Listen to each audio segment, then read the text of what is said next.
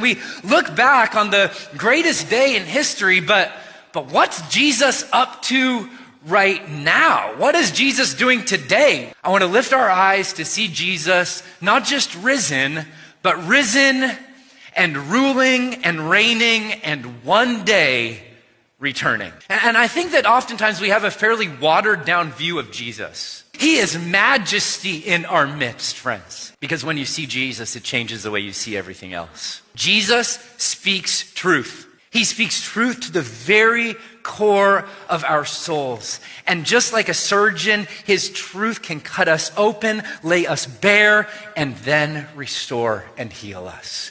That's who he is. And I am convinced, friends, I am convinced that we don't need a smaller storm. We need a bigger vision of Jesus. So lift the eyes of your heart to actually see him today. Because the resurrected Jesus is not just majesty in our midst, he is peace in our fear. The way that we live without fear is by knowing the one who speaks peace. See, Easter isn't just about Jesus living, it's about our fear dying. That Jesus wants to come to you today and put his hand on your shoulder. And he wants to say to you, you don't have to fear because I am. See, friends, that's a picture of what the resurrected Jesus wants to do for us today also.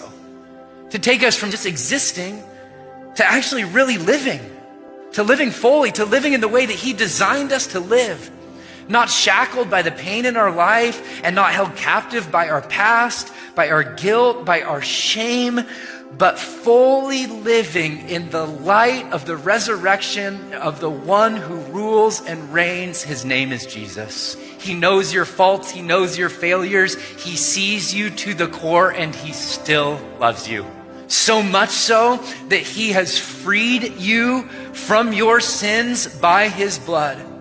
That when he died on the cross for you, that you might be free. Will you let him rewrite your story? Will you let him call you out of death and into life?